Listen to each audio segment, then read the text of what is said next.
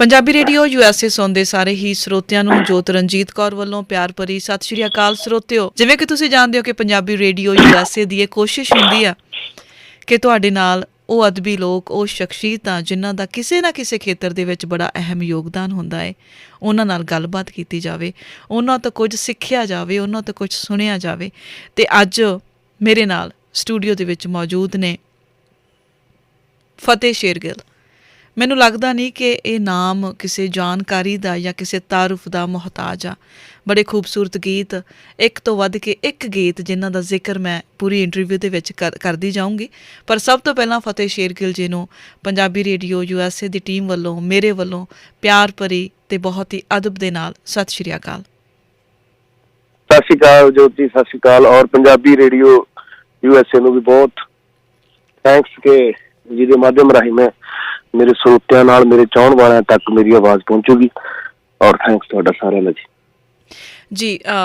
ਫਤਿਹ ਜੀ, ਸਭ ਤੋਂ ਪਹਿਲਾਂ ਮੈਂ ਜੇ ਤੁਹਾਡੇ ਪਿਛੋਕੜ ਤੋਂ ਪੁੱਛਾਂ ਜਾਂ ਤੁਹਾਡਾ ਪਿੰਡ ਕਿਹੜਾ ਹੈ, ਪਲੀਜ਼ ਤੁਸੀਂ ਇਹ ਵੀ ਦੱਸਦੇ ਜਾਓ। ਅਤੇ ਨਾਲ ਹੀ ਸਭ ਤੋਂ ਪਹਿਲਾਂ ਜਿਹੜਾ ਸਵਾਲ ਆ ਉਹ ਇਹ ਆ ਕਿ ਇੱਕ ਸ਼ਾਇਰ ਫਤਿਹ, ਇੱਕ ਗੀਤਕਾਰ ਫਤਿਹ ਜਦੋਂ ਲਿਖਦਾ ਹੈ ਕੋਈ ਵੀ ਗੀਤ ਹੋਵੇ, ਭਾਵੇਂ ਅੱਜ ਕੱਲ੍ਹ ਦਾ ਹੋਵੇ ਗੀਤ ਜਾਂ ਭਾਵੇਂ ਸਮਾਜਿਕ ਇਸ਼ੂ ਨੂੰ ਲੈ ਕੇ ਕੋਈ ਗੀਤ ਹੋਵੇ, ਫਤਿਹ ਸਭ ਤੋਂ ਪਹਿਲਾਂ ਕਿਹੜੀ ਚੀਜ਼ ਦਾ ਖਿਆਲ ਰੱਖਦਾ ਹੈ? ਇਸ ਤੋਂ ਆਪਾਂ ਇਸ ਇੰਟਰਵਿਊ ਦੀ, ਇਸ ਗੱਲਬਾਤ ਦੀ ਸ਼ੁਰੂਆਤ ਕਰਦੇ ਹਾਂ ਜੀ। ਪਿੰਡ ਮੇਰਾ ਹੈਗਾ ਛੰਨਾ ਗੁਲਾਬ ਸਿੰਘ ਵਾਲਾ, ਜ਼ਿਲ੍ਹਾ ਬਰਨਾਲਾ ਜੀ। ਬਰਨਾਲੇ ਤੋਂ 25 ਕਿਲੋਮੀਟਰ ਦੂਰ ਆ ਪਿੰਡ ਮੇਰਾ, ਛੋਟਾ ਜਿਹਾ ਪਿੰਡ ਆ। ਔਰ ਜਿਹੜੀ ਆਪਾਂ ਗਾਣਾ ਤੁਸੀਂ ਗੱਲ ਕਰੀ ਸੀ ਕਿ ਜਦ ਗਾਣਾ ਕੋਈ ਵੀ ਮੈਂ ਗਾਣਾ ਜਾਂ ਕਵਿਤਾ ਕੁਛ ਵੀ ਮੈਂ ਲਿਖਦਾ, ਕਿਹੜੀ ਚੀਜ਼ ਦਾ ਖਿਆਲ ਰੱਖਦੇ ਆਪਾਂ, ਇਹ ਸਵਾਲ ਸੀ ਨਾ ਤੁਹਾਡਾ, ਹੈ ਨਾ? ਬਿਲਕੁਲ ਜੀ ਜੀ। ਹਾਂ, ਸੋ ਮੇਰੇ ਖਿਆਲ ਨਾਲ ਮੈਂ ਖਿਆਲ ਨਹੀਂ ਰੱਖਦਾ ਉਸ ਚੀਜ਼ ਦਾ, ਐਟੋਮੈਟਿਕਲੀ ਉਹ ਮਾਇੰਡ ਦੇ ਵਿੱਚ ਉਹ ਚੀਜ਼ ਰਹਿੰਦੀ ਹੈ ਹਮੇਸ਼ਾ ਲਈ। ਪਤਾ ਨਹੀਂ ਮੇਰੇ ਨਾਲ ਹੀ ਹੁੰਦਾ ਏਦਾਂ ਜਾਂ ਕੋਈ ਹੋਰ ਵੀ ਹੋਊ ਮੇਰਾ ਭਰਾ ਲਿਖਣ ਵਾਲਾ, ਪਰ ਮੇਰੇ ਮਾਇੰਡ 'ਚ ਹੁੰਦੀ ਹੈ ਕਿ ਕੁਛ ਆਪਾਂ ਏਦਾਂ ਦੀ ਗੱਲ, ਏਦਾਂ ਦੀਆਂ ਗੱਲਾਂ ਤੋਂ ਪਰਹੇਜ਼ ਕਰੀਏ, ਇਹਦੇ ਨਾਲ ਆਉਣ ਵਾਲਾ ਜਿਹੜਾ ਯੂਥ ਹੈ, ਜਿਹੜੇ ਆਉਣ ਵਾਲੀ ਜਨਰੇਸ਼ਨ ਹੈ, ਜਿਹੜਾ ਅੱਜ ਦਾ ਯੂਥ ਹੈ, ਉਹਦੇ ਤੇ ਕੁਛ ਵੀ ਕਿਸੇ ਵੀ ਤਰ੍ਹਾਂ ਦਾ ਰੌਂਗ ਜਿਹੜਾ ਪ੍ਰਭਾਵ ਆ, ਬੈਡ, ਉਹ ਪਵੇ ਨਾ। ਤੇ ਕਿਉਂਕਿ ਅੱਜ ਕੱਲ੍ਹ ਤੁਸੀਂ ਦੇਖੋ ਗਾਉਣ ਵਾਲੇ ਰਹਿ ਗਏ ਜਿਨ੍ਹਾਂ ਨੂੰ ਫੋਲੋ ਕਰਦੇ ਨੇ ਬੱਚੇ, ਛੋਟੇ ਛੋਟੇ 18, 19 ਸਾਲ ਦੇ ਬੱਚੇ ਨੇ। ਜਿੱਦਾਂ ਦਾ ਆਪਾਂ ਪਰੋਸਾਂਗੇ ਉਦਾਂ ਦਾ ਉਹਨਾਂ ਨੇ ਖਾ ਲੈਣਾ, ਹਨਾ? ਹਾਂ, ਮੈਂ ਆਪਣਾ, ਮੇਰਾ ਖਿਆਲ ਇੰਟਰਵਿਊ ਤੋਂ ਪਹਿਲਾਂ ਮੈਂ ਤੁਹਾਨੂੰ ਗੱਲ ਵੀ ਕਰੀ ਕਿ ਇਹ ਕਹੀ ਸੀ, ਤੁਹਾਡੇ ਨਾਲ ਗੱਲ ਹੋਈ ਸੀ ਮੇਰੀ ਕਿ ਮੈਂ ਕੋਈ ਗਾਣਾ ਗਾਇਆ ਸੀ। ਮੈਨੂੰ ਬਹੁਤ ਵਧੀਆ ਭਰਾ ਨੇ, ਸਿੱਧੂ ਮੂਸੇ ਵਾਲੇ ਵਰਗੇ ਜਾਂ ਕਰਨ ਔਜਲਾ, ਜਿੰਨੇ ਵੀ ਅੱਜ ਕੱਲ੍ਹ ਗਾਉਂਦੇ ਨੇ ਮੁੰਡੇ, ਵਧੀਆ ਗਾਉਂਦੇ ਨੇ, ਲਿਖਦੇ ਆ, ਹਨਾ? ਕਿਤੇ ਨਾ ਕਿਤੇ ਕੁਛ ਵੀ ਹੈ, ਕਿਉਂਕਿ ਲੋਕ ਜਿੱਦਾਂ ਦਾ ਸੁਣਦੇ ਆ ਉਦਾਂ ਦਾ ਉਹ ਸੁਣਾ ਦਿੰਦੇ ਆ। ਬਿਲਕੁਲ। ਬਟ ਮੇਰੀ ਇੱਕ ਅਪੀਲ ਹੈ, ਮੈਂ ਇਸ ਰੇਡੀਓ ਚੈਨਲ ਦੇ ਜ਼ਰੀਏ ਇੱਕ ਮੈਸੇਜ ਛੋਟਾ ਜਿਹਾ ਦੇਣਾ ਚਾਹੁੰਦਾ, ਕਿਉਂਕਿ ਉਹਨਾਂ ਨੇ ਤਾਂ ਮੇਰਾ ਖਿਆਲ ਰੇਡੀਓ ਨਹੀਂ ਸੁਣਦੇ ਹੋਣੇ, ਬਟ ਉਹਨਾਂ ਦੇ ਪੇਰੈਂਟਸ ਕਿਤੇ ਨਾ ਕਿਤੇ ਸ਼ਾਇਦ ਇਹ ਆਪਣੀ ਜਿਹੜੀ ਆਵਾਜ਼ ਆ, ਮੇਰਾ ਮੈਸੇਜ ਹੈ, ਸੁਣਦੇ ਹੋਣਗੇ। ਵੀ ਤੁਹਾਨੂੰ ਮੇਰੀ ਅਪੀਲ ਆ, ਹੱਥ ਬੰਨ੍ਹ ਕੇ ਤੁਸੀਂ ਵਰਜ ਲਓ ਆਪਣੇ ਨਿਆਣਿਆਂ ਨੂੰ, ਗਾਣੇ ਸੁਣੋ, ਜੀ ਸਦਕੇ ਸੁਣੋ, ਪਰ ਹਰ ਬੰਦੇ ਨੂੰ ਆਪਣੀ ਗੱਲ ਬੋਲਣ ਦਾ, ਆਪਣੀ ਗੱਲ ਕਰਨ ਦਾ ਹੱਕ ਹੈ ਜੀ, ਠੀਕ ਹੈ ਜੀ। ਔਰ ਮੈਂ ਜਿਹੜੀ ਕੋਈ ਵੀ ਆਪਣੀ ਕਵਿਤਾ, ਕੋਈ ਵੀ ਰਚਨਾ, ਕੋਈ ਵੀ ਮੇਰਾ ਗਾਣਾ ਮੈਂ ਲਿਖੂੰਗਾ ਤੇ ਮੈਂ ਗਾਊਂਗਾ, ਕਿਸੇ ਦੇ ਕਹਿਣ ਨਾਲ ਕੋਈ ਛੱਡਦਾ ਨਹੀਂ ਹੁੰਦਾ ਆਪਣਾ ਜੋ ਵੀ ਆਪਣਾ ਫੀਲਡ ਹੈ, ਭਾਵੇਂ ਉਹ ਗਾਇਕੀ ਹੈ, ਭਾਵੇਂ ਉਹ ਗੀਤਕਾਰੀ ਹੈ, ਉਹਨੂੰ ਛੱਡਦਾ। ਔਰ ਜਿਹੜੇ ਨਿੱਕੇ ਨਿੱਕੇ ਜਵਾਕ ਨੇ, ਉਹਨਾਂ ਨੂੰ ਬੋਲਣ ਦਾ ਪਤਾ ਨਹੀਂ, ਉਹਨਾਂ ਨੂੰ ਇਹ ਨਹੀਂ ਪਤਾ ਕਿ ਅਸੀਂ ਕੀ ਸੁਣ ਰਹੇ ਹਾਂ ਜੀ। ਚਲੋ ਉਹ ਵੀ ਗੱਲ ਮੈਂ ਛੱਡੀ ਵੀ, ਚਲੋ ਸੁਣੋ, ਤੁਸੀਂ ਜੋ ਮਰਜ਼ੀ ਸੁਣੋ, ਬਟ ਕਮ ਸੇ ਕਮ ਕਿਸੇ ਵੀ ਚੀਜ਼ ਸੁਣ ਕੇ ਉਹਦੇ ਤੇ ਗੰਦੇ ਕਮੈਂਟ ਨਾ ਕਰੋ ਪਲੀਜ਼। ਇਹ ਬੇਨਤੀ ਹੈ ਮੇਰੀ ਪੇਰੈਂਟਸ ਨੂੰ ਕਿ ਉਹ ਬੱਚਿਆਂ ਨੇ ਨਹੀਂ ਮੁੜਨਾ, ਉਹਨਾਂ ਨੂੰ ਤੁਸੀਂ ਮੋੜੋ। ਕੱਲ ਨੂੰ ਕੋਈ ਏਦਾਂ ਦਾ ਕੋਈ ਦਿਨ ਆਵੇ ਕਿ ਸਰਕਾਰਾਂ ਨੂੰ ਇਹ ਕਦਮ ਚੁੱਕਣੇ ਪੈਣ ਕਿ ਏਦਾਂ ਦਿਆਂ ਨੂੰ ਜਿਹੜੇ ਮੈਂਟਲੀ ਅਪਸੈਟ ਕਰਦੇ ਨੇ ਗਾਉਣ ਵਾਲਿਆਂ ਨੂੰ ਵੀ, ਯਾਰ ਬੜਾ ਜਦੋਂ ਕਮੈਂਟ ਪੜ੍ਹਦੇ ਆ ਆਪਾਂ, ਨੀਚੇ ਲਿਖੇ ਬਹੁਤ ਗੰਦੀਆਂ ਗਾਲਾਂ ਹੁੰਦੀਆਂ ਨੇ। ਸੋ ਅਸੀਂ ਕੰਮ ਕਰ ਰਹੇ ਹਾਂ, ਹਰ ਬੰਦੇ ਨੂੰ ਆਪਣਾ ਕੰਮ ਕਰਨ ਦਾ ਹੱਕ, ਆਪਣੇ ਤਰੀਕੇ ਨਾਲ ਕੋਈ ਵੀ ਲਿਖਣਾ ਗਾਉਣਾ ਨਹੀਂ ਛੱਡਦਾ। ਜੇ ਕੋਈ ਅਲੱਗ ਲਾਈਨ 'ਚ ਜਾ ਰਿਹਾ, ਜੇ ਕਿਸੇ ਦਾ ਰਸਤਾ ਅਲੱਗ ਆ ਜੀ ਉਹਦੀ ਮੰਜ਼ਿਲ ਵੀ ਅਲੱਗ ਹੁੰਦੀ ਹੈ ਹਨਾ। ਵਾਹ ਜੀ ਸੋ ਜੇ ਮੇਰਾ ਰਾਹ ਅਲੱਗ ਹੈ ਤੇ ਮੇਰੀ ਵੀ ਮੰਜ਼ਿਲ ਅਲੱਗ ਹੈ, ਮੇਰੀ ਮੰਜ਼ਿਲ ਅਲੱਗ ਆ, ਉਹਦੀ ਅਲੱਗ ਆ, ਦੂਸਰੇ ਬੰਦੇ ਦੀ ਹੂੰ ਮੰਜ਼ਿਲਾਂ ਦਾ ਫਰਕ ਆ, ਰਾਹਾਂ ਦਾ ਫਰਕ ਹੈ। ਇੱਥੇ ਮੇਰੇ ਖਿਆਲ ਨਾਲ ਆਪਾਂ ਕਹਿ ਵੀ ਕੀ ਸਕਦੇ ਹਾਂ ਯਾਰ, ਇਹਨਾਂ ਬੱਚਿਆਂ ਨੂੰ ਕਹਿ ਵੀ ਕੀ ਸਕਦੇ ਹਾਂ, ਬਟ ਗਲਤ ਗੱਲਾਂ ਹੁੰਦੀਆਂ ਨੇ ਜੀ। ਜੀ ਬਿਲਕੁਲ ਜੀ। ਗਾਲਾਂ ਗੂਲਾਂ ਕੱਢ ਕੇ ਕੁਛ ਤਾਂ ਏਦਾਂ ਦਾ ਕਰਨਾ ਚਾਹੀਦਾ, ਕੁਛ ਤਾਂ ਏਦਾਂ ਦਾ ਕਰਨਾ ਚਾਹੀਦਾ ਕਿ ਆਪਣੇ ਯੂਥ ਨੂੰ ਸੰਭਾਲਿਆ ਜਾਵੇ, ਏਦਾਂ ਦੇ ਗਾਣੇ ਦਿੱਤੇ ਜਾਣ ਕਿ ਆਪਾਂ ਮੈਂ ਤਾਂ ਇਹ ਕਹਿੰਦਾ ਕਿ ਯਾਰ ਜੇ 4 ਗਾਣੇ ਏਦਾਂ ਦੇ ਆਉਂਦੇ ਨੇ ਨਾ, ਵੀ ਕੋਈ ਰਫਲਾ ਬੰਦੂਕਾਂ ਵਾਲੇ ਗਾਣੇ ਆਉਂਦੇ ਨੇ, ਮਤਲਬ 4 ਗਾਣੇ ਰਫਲਾ ਬੰਦੂਕਾਂ ਵਾਲੇ ਆਉਂਦੇ ਨੇ, ਬਾਕੀ ਸਿੰਗਰ ਜਿਹੜੇ ਹੈਗੇ ਨੇ ਜੀ ਉਹਨਾਂ ਨੂੰ ਚਾਹੀਦਾ ਕਿ 8 ਗਾਣੇ ਓਦਾਂ ਦੇ ਕਰੇ। ਹੁਣ ਰਣਜੀਤ ਬਾਵਾ ਦਾ ਕਿੰਨਾ ਸੋਹਣਾ ਗਾਣਾ ਆਇਆ, ਵਾਹ ਜੀ ਵਾਹ, ਬਿਲਕੁਲ ਹਨਾ, ਥੋੜਾ ਚਿਰ ਰੁਕ ਜਾ ਮਾਈਆ ਮਾਰ ਹੋਈ ਜਾਂਦੀ ਹੈ ਨਾ, ਵਾਹ ਜੀ ਵਾਹ, ਕਿੰਨਾ ਸੱਭਿਅਕ ਗਾਣਾ ਉਹ, ਪਰਿਵਾਰਾਂ 'ਚ ਬੈਠ ਕੇ ਸੁਣਨ ਵਾਲੇ ਗਾਣੇ। ਸੋ ਜੇ 4 ਗਾਣੇ ਏਦਾਂ ਦੇ ਆਉਂਦੇ ਆ, 8 ਗਾਣੇ ਓਦਾਂ ਦੇ ਆਉਂਦੇ ਆ, ਓਬਵੀਅਸਲੀ ਉਹਨਾਂ ਗਾਣਿਆਂ ਦਾ ਵੀ ਪ੍ਰਭਾਵ ਪੈਂਦਾ ਹੈ। ਬਿਲਕੁਲ ਹਾਂ। ਸੋ ਦੇਣਾ ਕਿਸੇ ਨੂੰ ਕੁਛ ਨਹੀਂ, ਆਪਣੀ ਆਪਣੀ ਕਮਾਈ ਕਰਕੇ ਆਪਣੀਆਂ ਸਟੇਜਾਂ ਲਾ ਕੇ ਹਰ ਇੱਕ ਨੇ ਘਰੋਂ ਘਰੀ ਉੱਠ ਜਾਣਾ, ਠੀਕ ਹੈ। ਇਹ ਬਿਲਕੁਲ ਬੇਕਾਰ ਗੱਲਾਂ ਹੁੰਦੀਆਂ। ਫੈਨ ਹੋਵੋ, ਰੱਜ ਕੇ ਹੋਵੋ, ਪਰ ਕਮੈਂਟਾਂ ਦੇ ਵਿੱਚ ਕਿਸੇ ਨੂੰ ਵੀ ਗਾਲਾਂ ਨਾ ਕੱਢੋ। ਹਰ ਇੱਕ ਨੂੰ ਆਪਣੀ ਗੱਲ ਬੋਲਣ ਦਾ, ਹਰ ਇੱਕ ਨੂੰ ਕੰਮ ਕਰਨ ਦਾ ਹੱਕ। ਕੋਈ ਮੈਨੂੰ ਗਾਉਣ ਤੋਂ ਨਹੀਂ ਹਟਾ ਸਕਦਾ, ਕੋਈ ਮੈਨੂੰ ਲਿਖਣ ਤੋਂ ਨਹੀਂ ਹਟਾ ਸਕਦਾ। ਬਿਲਕੁਲ ਜੀ। ਮੈਂ ਉਹੀ ਗਾਉਣਾ ਜਿਹੜਾ ਮੇਰਾ ਮਾਈਂਡ ਮੇਰਾ ਦਿਲ ਮੈਨੂੰ ਕਹੂਗਾ, ਮੈਂ ਉਹੀ ਗਾਉਣਾ। ਮੈਂ ਲੋਕਾਂ ਲਈ ਗਾਉਣਾ ਹੈ। ਮੈਨੂੰ ਮੇਰੇ ਜਿੰਨੇ ਵੀ ਤਿਲ ਫੁੱਲ ਥੋੜਾ ਬਹੁਤਾ ਜਿੰਨਾ ਕੁ ਵੀ ਮੈਂ ਲਿਖਿਆ ਗਾਇਆ, ਉਹਨੂੰ ਕਬੂਲ ਕੀਤਾ ਸਾਰੇ ਮੇਰੇ ਚਾਹਣ ਵਾਲਿਆਂ ਨੇ, ਮੇਰੇ ਭਰਾਵਾਂ ਨੇ ਜੀ। ਮੇਰੇ ਕੋਲ ਸਵਾਲ ਕਾਫੀ ਲੰਮਾ ਸੀ, ਕੋਈ ਗੱਲ ਨਹੀਂ, ਕਰਤਾ ਮੈਂ ਆਪਣੇ ਆਪ ਹੀ। ਫਤਿਹ ਜੀ, ਆਪਾਂ ਅਕਸਰ ਇਹ ਗੱਲ ਸੁਣਦੇ ਹਾਂ ਕਿ ਤੁਹਾਡੇ ਬੁੱਲ੍ਹਾਂ 'ਤੇ ਜਾਂ ਨੌਜਵਾਨ ਬੱਚਿਆਂ ਦੇ ਬੁੱਲ੍ਹਾਂ 'ਤੇ ਜਿਹੜੇ ਗੀਤ ਹੁੰਦੇ ਆ ਤਾਂ ਉਹ ਤੈਅ ਕਰਦੇ ਆ ਕਿ ਉਸ ਦੇਸ਼ ਦਾ, ਉਸ ਜਗ੍ਹਾ ਦਾ ਭਵਿੱਖ ਕੀ ਹੋਊਗਾ। ਤੁਸੀਂ ਮੰਨਦੇ ਹੋ ਇਹ ਗੱਲ? ਬਿਲਕੁਲ 100% ਮੰਨਦਾ। ਹੁਣ ਦੇਖੋ, ਆਪਾਂ ਇਹ ਤਾਂ ਨਹੀਂ ਕਰ ਸਕਦੇ ਕਿ ਯਾਰ ਜੇ ਕੋਈ ਬੰਦਾ ਓਦਾਂ ਦੇ ਗਾਣੇ ਕਰ ਰਿਹਾ, ਇੱਕ ਪਾਸੇ ਮੈਂ ਵੀ ਲੱਗ ਜਾ, ਬਟ ਜੇ ਮੈਂ ਓਦਾਂ ਦਾ ਕੁਛ ਕਰੂੰਗਾ ਵੀ ਉਹਦੇ ਵਿੱਚ ਵੀ ਮੇਰਾ ਕੋਈ ਨਾ ਕੋਈ, ਮੈਂ ਕੋਸ਼ਿਸ਼ ਕਰੂੰਗਾ ਕਿ ਇੱਕ ਮੈਸੇਜ ਹੋਵੇ ਜੀ, ਹਨਾ, ਜਿਹੜਾ ਕਿ ਆਉਣ ਵਾਲੀ ਜਨਰੇਸ਼ਨ ਨੂੰ ਜਾਂ ਨਿੱਕੇ 18 19 21 ਸਾਲ ਤੱਕ ਬੰਦਾ ਜਿਹੜਾ ਬੱਚਾ ਹੈ ਉਹ ਸੁਣਦਾ, ਉਹ ਪ੍ਰਭਾਵਿਤ ਹੁੰਦਾ ਇਹਨਾਂ ਚੀਜ਼ਾਂ ਤੋਂ ਜ਼ਿਆਦਾ, ਤਾਂ ਕਿ ਉਹਨਾਂ ਨੂੰ ਇੱਕ ਨਾਲ ਉਸ ਗਾਣੇ ਜ਼ਰੀਏ ਮੈਸੇਜ ਵੀ ਮਿਲ ਸਕੇ। ਜਿਵੇਂ ਉਦਾਂ ਦਾ ਗਾਣਾ ਵੀ ਕਰੂੰਗਾ, ਕਿਉਂਕਿ ਕਰਨਾ ਪੈਣਾ, ਕਿਉਂਕਿ ਆਪਾਂ ਅਲੱਗ ਤੋਂ ਕੁਛ ਗਾਣਾ ਵੀ ਕਰਦੇ ਆ, ਉਹ ਉਹਨਾਂ ਦੇ ਮਾਈਂਡ 'ਚ ਨਹੀਂ ਪੈਣਾ, ਸੁਣਨਾ ਹੀ ਨਹੀਂ ਉਹਨਾਂ ਨੇ। ਬਿਲਕੁਲ ਜੀ।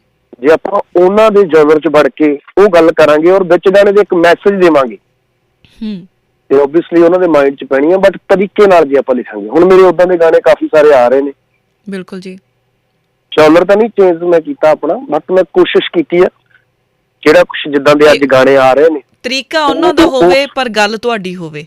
ਗੱਲ ਮੇਰੀ ਹੈ, ਬਿਲਕੁਲ ਸਮਝ ਗਏ ਤੁਸੀਂ। ਹਾਂ ਜੀ, ਇਹ ਕੋਸ਼ਿਸ਼ ਕੀਤੀ ਹੈ ਮੈਂ। ਹਾਂਜੀ। ਤੇ ਫਤਿਹ ਜੀ, ਹੁਣ ਆਪਾਂ ਇੱਕ ਗੱਲ ਕਰਦੇ ਜਾਈਏ ਕਿ ਜਿਵੇਂ ਤੁਸੀਂ ਕਿਹਾ ਹੈ ਕਿ ਕਲਾਕਾਰ ਸਾਰੇ ਮੁੰਡੇ ਜਿਹੜੇ ਅੱਜ ਕੱਲ੍ਹ ਦੇ ਉਹ ਚੰਗਾ ਗਾ ਰਹੇ ਆ, ਪਰ ਜੇ ਅੱਜ ਕੱਲ੍ਹ ਦੇ ਕਲਾਕਾਰ ਚੰਗਾ ਗਾ ਰਹੇ ਆ ਤਾਂ ਸਾਡੀ ਨੌਜਵਾਨ ਪੀੜ੍ਹੀ ਹੈ, ਜਿਵੇਂ ਕਿ ਤੁਸੀਂ ਦੱਸਿਆ ਕਿ ਗਾਲੀ ਗਲੋਚ ਕਰਨ ਲੱਗਾ ਜਾਂ ਫੈਨ ਦਾ ਅੱਜ ਕੱਲ੍ਹ ਬੜਾ ਰੱਟਾ ਪਿਆ ਹੋਇਆ ਕਿ ਮੈਂ ਫਲਾਣੇ ਦਾ ਫੈਨ ਹਾਂ, ਉਹਦੇ ਬਾਰੇ ਮੈਂ ਕੁਛ ਗਲਤ ਨਹੀਂ ਸੁਣੂੰਗਾ। ਇਹ ਨਿੱਜੀਕਰਨ ਜਿਹਾ, ਜਿਵੇਂ ਇੱਕ ਨਿੱਜੀ ਬਣਾ ਲੈਂਦੇ ਆ ਕਲਾਕਾਰ ਨੂੰ ਕਿ ਮੇਰਾ ਹੀ ਆ, ਜੇ ਇਹਦੇ ਬਾਰੇ ਕੋਈ ਗਲਤ ਬੋਲੂਗਾ ਤਾਂ ਮੈਂ ਇਹਨੂੰ ਗਲਤ ਬੋਲਣਾ। ਕਿੰਨਾ ਕੁ ਸਹੀ ਆ ਇਹ? ਇਹ ਤਾਂ ਬਿਲਕੁਲ ਗਲਤ ਹੈ ਜੀ। ਇਹ ਨਿੱਜੀ ਤਾਂ ਕਿਸੇ ਨੂੰ ਵੀ, ਮਤਲਬ ਦੇਖੋ, ਤੁਹਾਡੇ ਲਈ ਨਿੱਜੀ ਤੁਹਾਡੇ ਪਰਿਵਾਰ ਤੋਂ ਜ਼ਿਆਦਾ ਕੁਛ ਵੀ ਨਹੀਂ ਹੈ। ਤੁਹਾਡੇ ਲਈ ਅਹਿਮ ਤੁਹਾਡੇ ਪਰਿਵਾਰ ਤੋਂ ਇਲਾਵਾ ਕੁਛ ਵੀ ਨਹੀਂ ਹੈ। ਮੇਰੀ ਗੱਲ ਸੁਣੋ, ਜਿਹੜੇ ਬੰਦੇ ਨੇ ਮੈਨੂੰ ਕਮੈਂਟ ਦੇ ਵਿੱਚ ਗਾਲ ਕੱਢੀ, ਬਹੁਤ ਗੰਦੀ ਗਾਲ ਕੱਢੀ ਉਹਨੇ, ਜਿਹੜੀ ਮੈਂ ਬਰਦਾਸ਼ਤ ਨਹੀਂ ਕਰ ਸਕਿਆ, ਔਰ ਮੈਂ ਆਪਣਾ ਜਿਹੜਾ ਗੁੱਸਾ ਸੀ ਉਹ ਮੈਂ ਕਿਸੇ ਨੂੰ ਕੱਢ ਵੀ ਨਹੀਂ ਕਿਤੇ ਸਕਦਾ ਸੀ। ਮੈਂ ਉਹ ਕਲਮ ਚੱਕੀ ਔਰ ਮੈਂ ਕਾਪੀ ਤੇ ਲਿਖਿਆ ਬਹੁਤ ਕੁਛ, ਬਹੁਤ ਸਾਰੀਆਂ ਗੱਲਾਂ, ਕਈ ਪੇਜ ਮੈਂ ਭਰਤੇ ਲਿਖ ਕੇ, ਜੋ ਵੀ ਅੰਦਰੋਂ ਗੁੱਸੇ 'ਚ ਮੇਰੇ ਮੂੰਹੋਂ ਆਇਆ, ਹਨਾ, ਕਿਉਂਕਿ ਬੋਲ ਵੀ ਆਪਾਂ ਕੀ ਸਕਦੇ ਆ। ਬਿਲਕੁਲ ਜੀ। ਬਟ ਮੈਂ ਉਹਨਾਂ ਨੂੰ ਇੱਕ ਚੀਜ਼ ਕਹਿਣੀ ਚਾਹੁੰਦਾ ਵੀ ਜਿਹੜਾ ਹੁਣ ਦਾ ਟਾਈਮ ਆ ਉਹਨਾਂ ਲਈ, ਉਹ ਟਾਈਮ ਆ ਸਟਰਗਲ ਕਰਨ ਦਾ, ਉਹ ਟਾਈਮ ਆ ਆਪਣਾ ਨਾਮ ਕਮਾਉਣ ਦਾ।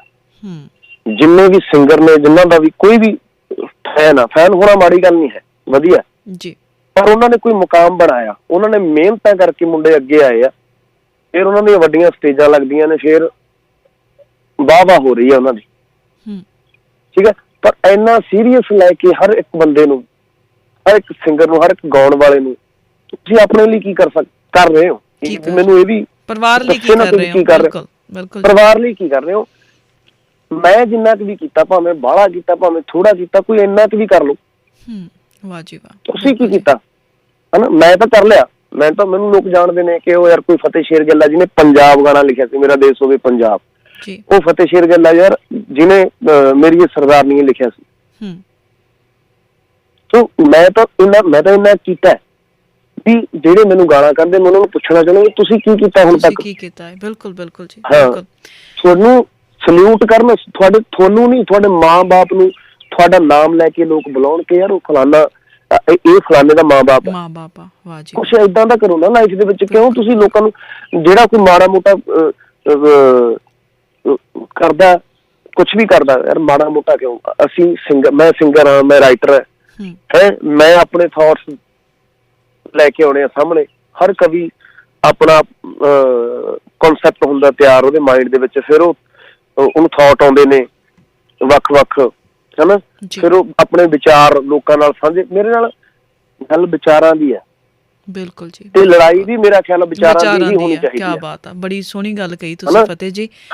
ਲੜਾਈ ਹੀ ਸਾਰੀ ਜਿਹੜੀ ਉਹ ਵਿਚਾਰਾਂ ਦੀ ਚੱਲ ਰਹੀ ਆ, ਹਨਾ, ਵਿਚਾਰਾਂ ਦੀ ਹੀ ਚਾਹੀਦੀ ਹੈ। ਕਿਉਂਕਿ ਇੱਥੇ ਇਹ ਨਹੀਂ ਹੈਗਾ ਗਾਲਾਂ ਚ ਤਾਂ ਕੋਈ ਵਿਚਾਰ ਨਹੀਂ, ਨਾ ਹੀ ਕੋਈ ਸੋਲਿਊਸ਼ਨ ਆ ਗਾਲ ਕਿਸੇ ਚੀਜ਼ ਦਾ, ਹਨਾ। ਵਿਚਾਰਾਂ ਦੇ ਆਧਾਰ ਤੇ, ਤਰਕ ਦੇ ਆਧਾਰ ਤੇ ਗੱਲ ਹੋਣੀ ਚਾਹੀਦੀ ਹੈ ਜੀ। ਫਤਿਹ ਜੀ, ਇੱਕ ਸਵਾਲ ਮੇਰੇ ਦਿਮਾਗ ਦੇ ਵਿੱਚ ਅਕਸਰ ਆਉਂਦਾ ਹੈ ਕਿ ਜਦੋਂ ਤੁਹਾਡੇ ਕੋਲ ਕੋਈ ਸਿੰਗਰ, ਭਾਵੇਂ ਨਵਾਂ ਹੈ ਭਾਵੇਂ ਕੋਈ ਐਸਟੈਬਲਿਸ਼ ਸਿੰਗਰ, ਜਦੋਂ ਅਪਰੋਚ ਕਰਦਾ, ਪਹੁੰਚ ਕਰਦਾ ਤੁਹਾਡੇ ਤੱਕ ਕਿ ਮੈਨੂੰ ਗੀਤ ਚਾਹੀਦਾ, ਉਹ ਕਿਵੇਂ ਤੁਹਾਨੂੰ ਦੱਸਦੇ ਆ ਕਿ ਗੀਤ ਕਿਵੇਂ ਦਾ ਹੋਣਾ ਚਾਹੀਦਾ? ਇਹ ਦੱਸੋ ਥੋੜਾ ਜਿਹਾ।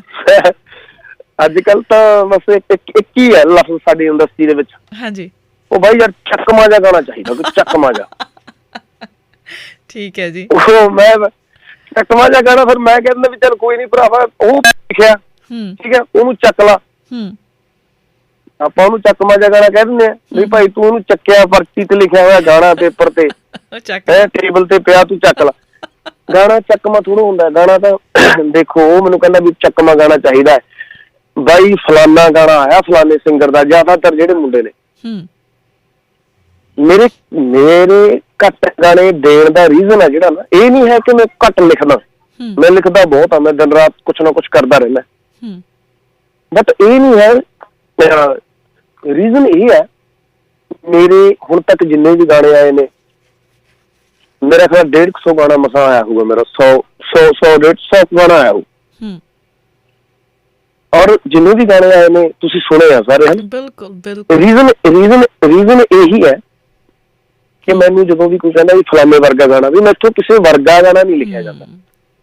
ਕਿਉਂਕਿ ਦੇਖੋ, ਉਹ ਇਹ ਨਹੀਂ ਸੋਚਦੇ ਕਿ ਯਾਰ ਸਾਡੇ, ਅੱਛਾ, ਜਿਹੜਾ ਪ੍ਰੋਡਿਊਸਰ ਹੁੰਦਾ ਉਹ ਵੀ ਨਹੀਂ ਸੋਚਦਾ ਵੀ ਮੈਂ ਯਾਰ ਗਾਣਾ ਲੈ ਰਿਹਾ, ਹਨਾ, ਔਰ ਮੈਂ ਕਹਿ ਰਿਹਾ ਯਾਰ ਫਲਾਨੀ ਚੀਜ਼, ਫਲਾਨਾ ਗਾਣਾ ਆਇਆ ਯਾਰ, ਹਨਾ, ਵੀ ਉਹਦੇ ਵਰਗਾ ਗਾਣਾ ਕਰਕੇ ਦਿਓ ਸਾਨੂੰ।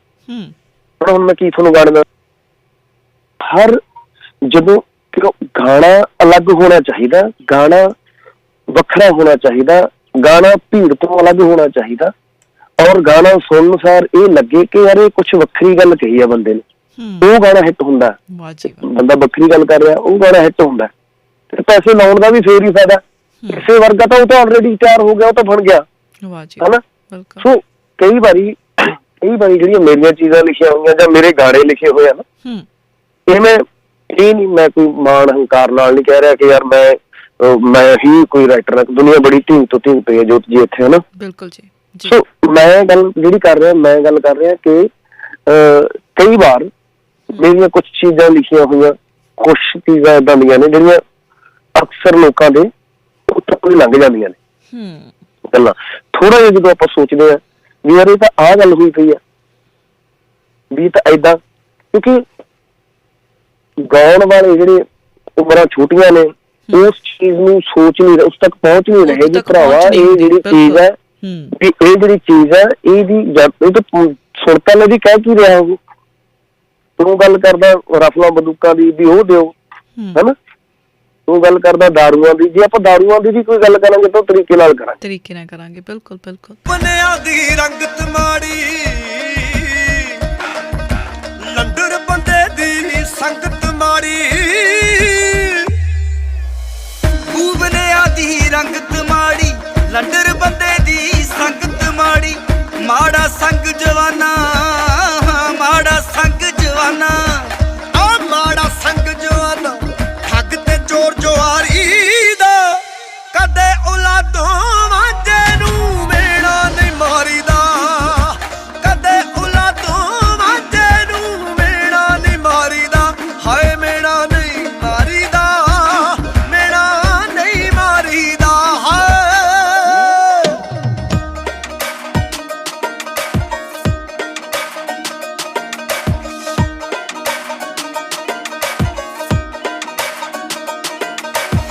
ਢੀਠ ਬੰਦੇ ਤੇ ਅਸਰ ਕੀ ਹੋਣਾ, ਮਿੱਤਰਾ ਗੱਲ ਸਿਆਣੀ ਦਾ, ਕੋਈ ਸਕਾ ਸਕੇਲਾ ਨਹੀਂ ਓਏ ਤੀਵੀਂ ਬੰਦੇ ਖਾਣੀ ਦਾ, ਕੋਈ ਸਕਾ ਸਕੇਲਾ ਨਹੀਂ ਓਏ ਤੀਵੀਂ ਬੰਦੇ ਖਾਣੀ ਦਾ, ਕਿੱਥੋਂ ਘਰ ਨੂੰ ਬੰਨ ਲੂ, ਕਿੱਥੋਂ ਘਰ ਨੂੰ ਬੰਨ ਲੂ, ਆ ਇੱਕ ਨਾਲ ਕਿੱਥੋਂ ਕੱਢ ਲੂ ਜੀ ਨੂੰ ਚਸਕਾ ਯਾਰੀ ਦਾ, ਕਦੇ ਔਲਾਦੋਂ ਵਾਂਝੇ ਨੂੰ ਮੇਣਾ ਨਹੀਂ ਮਾਰੀਦਾ, ਕਦੇ ਔਲਾਦੋਂ ਵਾਂਝੇ ਨੂੰ ਮੇਣਾ ਨਹੀਂ ਮਾਰੀਦਾ, ਹਾਏ ਮੇਣਾ ਨਹੀਂ ਮਾਰੀਦਾ, ਮੇਣਾ ਨਹੀਂ ਮਾਰੀਦਾ, ਹਾਏ।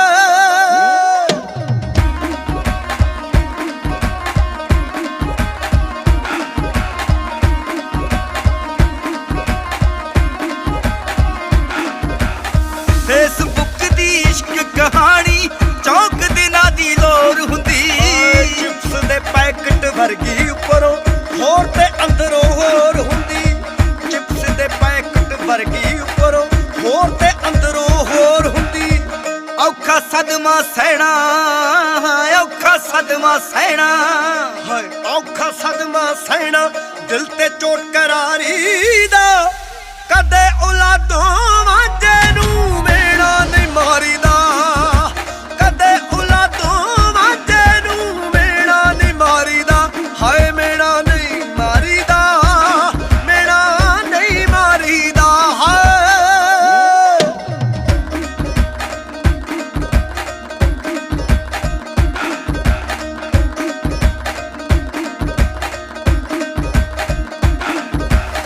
ਮਨ ਦੇ ਅੱਗੇ ਦੁੱਖ ਹੁੰਦਾ ਏ ਆਪਣਿਆਂ ਨੂੰ ਖੋਵਣ ਦਾ, ਆਪਣੀ ਦਗਾ ਕਮਾ ਜਾਂਦੇ ਜਦ ਫਾਇਦਾ ਕੀ ਏ ਰੋਵਣ ਦਾ, ਆਪਣੀ ਦਗਾ ਕਮਾ ਜਾਂਦੇ ਜਦ ਫਾਇਦਾ ਕੀ ਏ ਰੋਵਣ ਦਾ, ਭੇਤ ਕਿਸੇ ਨਾ ਪਾਇਆ, ਭੇਤ ਕਿਸੇ ਨਾ ਪਾਇਆ, ਆ ਭੇਤ ਕਿਸੇ ਨਾ ਪਾਇਆ, ਐਡੀ ਦੁਨੀਆਦਾਰੀ ਦਾ, ਕਦੇ ਔਲਾਦੋਂ ਵਾਂਝੇ ਨੂੰ ਮੇਣਾ ਨਹੀਂ ਮਾਰੀਦਾ, ਕਦੇ ਔਲਾਦੋਂ ਵਾਂਝੇ ਨੂੰ ਮੇਣਾ ਨਹੀਂ ਮਾਰੀਦਾ, ਹਾਏ ਮੇਣਾ ਨਹੀਂ ਮਾਰੀਦਾ, ਮੇਣਾ ਨਹੀਂ ਮਾਰੀਦਾ, ਹਾਏ।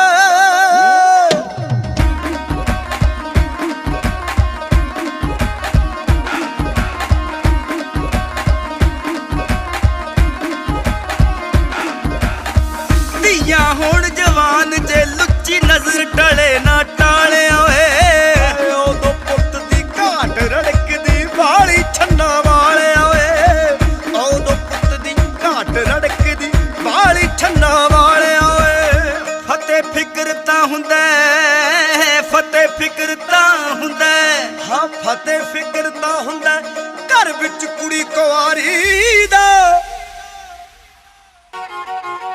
ਕਦੇ ਔਲਾਦੋਂ ਵਾਂਝੇ ਨੂੰ ਮੇਣਾ ਨਹੀਂ ਮਾਰੀਦਾ, ਕਦੇ ਔਲਾਦੋਂ ਵਾਂਝੇ ਨੂੰ ਮੇਣਾ ਨਹੀਂ ਮਾਰੀਦਾ, ਹਾਏ ਮੇਣਾ ਨਹੀਂ ਮਾਰੀਦਾ, ਮੇਣਾ ਨਹੀਂ ਮਾਰੀਦਾ, ਹਾਏ। ਅੱਛਾ ਫਤਿਹ ਜੀ, ਸਭ ਤੋਂ ਪਹਿਲਾਂ ਇਹ ਦੱਸੋ ਕਿ ਤੁਹਾਡੇ ਬਹੁਤ ਸਾਰੇ ਗੀਤ ਆ, ਮੇਰੀ ਇਹ ਸਰਦਾਰਨੀਏ, ਮੇਰਾ ਦੇਸ਼ ਹੋਵੇ ਪੰਜਾਬ, ਜਾਂ ਫਿਰ ਫਸਲ ਗੀਤ ਤੁਹਾਡਾ ਬਹੁਤ ਹੀ ਖੂਬਸੂਰਤ ਆ, ਹੋਰ ਵੀ ਬਹੁਤ ਬੇਸ਼ੁਮਾਰ ਗੀਤ ਆ ਜਿਹੜੇ ਪੋਟਿਆਂ ਤੇ ਗਿਣੇ ਜਾ ਸਕਦੇ ਆ, ਸੋ ਪੋਟਿਆਂ ਤੇ ਨਹੀਂ ਗਿਣੇ ਜਾ ਸਕਦੇ, ਇੰਨੇ ਗੀਤ ਆ। ਸੋ Thank ਹੁਣ you. ਤੁਹਾਡਾ ਫੇਵਰਿਟ, ਤੁਹਾਡਾ ਪਸੰਦੀਦਾ ਗੀਤ ਕਿਹੜਾ ਹੈ? ਦੇਖੋ ਜੀ, ਜਿਵੇਂ ਹਰ ਇੱਕ ਗਾਉਣ ਵਾਲੇ ਦੀ ਜਾਂ ਗੀਤਕਾਰ ਦੀ ਇੰਟਰਵਿਊ ਹੁੰਦੀ ਹੈ, ਅਕਸਰ ਉਹ ਬੰਦਾ ਇਹੀ ਕਹਿੰਦਾ ਕਿ ਯਾਰ ਮੈਨੂੰ ਤਾਂ ਮੇਰੇ ਸਾਰੇ ਗੀਤ ਪਿਆਰੇ ਆ, ਹਨਾ। ਸੋ ਡਾਇਲੌਗ ਇਹ ਵੀ ਪੁਰਾਣਾ ਹੋ ਗਿਆ। ਇਹ ਬੰਦਾ ਕਹਿੰਦੇ ਯਾਰ ਮੈਨੂੰ ਤਾਂ ਸਾਰੇ ਗੀਤ ਮੇਰੇ ਪੁੱਤਾਂ ਵਰਗੇ ਆ, ਹਨਾ। ਵੱਡਾ ਉਹ ਗੱਲ ਤਾਂ ਪੁਰਾਣੀ ਹੋ ਗਈ। ਹਾਂ, ਜਿਹੜੀ ਵੱਡਾ ਪੁੱਤ ਕਿਹਾ ਇਹ ਹੈ ਵੀ ਜਿਹੜੀ ਚੀਜ਼ ਨੂੰ ਲੋਕ ਜ਼ਿਆਦਾ ਪਿਆਰ ਦਿੰਦੇ ਆ, ਜਿਹੜੇ ਗਾਣੇ ਨੂੰ ਆਪਣੇ ਮਾਪੇ ਵੀ ਸੁਣ ਸਕਦੇ ਆ, ਅਸੀਂ ਪਰਿਵਾਰ ਦੇ ਵਿੱਚ ਬੈਠ ਕੇ ਵੀ ਸੁਣ ਸਕਦੇ ਆ, ਠੀਕ ਹੈ। ਔਰ ਇੱਕ ਤਾਂ ਹੁੰਦੀ ਹੈ ਵਾਹ ਵਾਹ, ਇੱਕ ਨਾ ਦੁਆਵਾਂ ਹੁੰਦੀਆਂ ਨੇ, ਆਸ਼ੀਰਵਾਦ ਹੁੰਦੇ ਨੇ। ਬਿਲਕੁਲ। ਜਿਹੜੇ ਗਾਣਿਆਂ ਨੂੰ ਸੁਣ ਕੇ ਲੋਕ ਮੈਨੂੰ ਇਹ ਦਿੰਦੇ ਆ, ਮੈਂ ਉਹਨਾਂ ਗਾਣਿਆਂ ਨੂੰ ਬਹੁਤ ਵੱਡੇ ਗਾਣੇ ਸਮਝਦਾ ਆਪਣੇ। ਜਿਵੇਂ ਮੇਰਾ ਦੇਸ਼ ਹੋਵੇ ਪੰਜਾਬ, ਤੁਹਾਡੇ ਅਮਰੀਕਾ ਚ ਹੀ ਇੱਕ ਸਾਡੇ ਬਾਪੂ ਜੀ ਨੇ, ਸਪੈਸ਼ਲੀ ਕਈ ਸਾਲ ਹੋ ਗਏ ਹੁਣ ਉਹਨਾਂ ਦਾ ਫੋਨ ਨਹੀਂ ਆਇਆ, ਕਾਫੀ ਵਾਰ ਉਹਨਾਂ ਦਾ ਫੋਨ ਮੈਨੂੰ ਆਉਂਦਾ ਰਿਹਾ ਜੀ। ਮੇਰੇ ਖਿਆਲ ਨਾਲ ਉਹਨਾਂ 70 ਪਲੱਸ ਹੋਊਗੀ ਏਜ ਉਹਨਾਂ ਦੀ। ਉਹ ਅਕਸਰ ਮੇਰੇ ਨਾਲ ਗੱਲਾਂ, ਬੇਟਾ ਤੇਰੇ ਵਰਗੇ ਬੰਦਿਆਂ ਦੀ ਲੋੜ ਹੈ। ਉਹਨਾਂ ਨੇ ਮੈਨੂੰ ਇੱਕ ਗੱਲ ਕਹੀ, ਉਹਨਾਂ ਨੇ ਇਹ ਨਹੀਂ ਕਿਹਾ ਵੀ ਏਦਾਂ ਦੇ ਹੀ ਲਿਖਣੇ ਆ।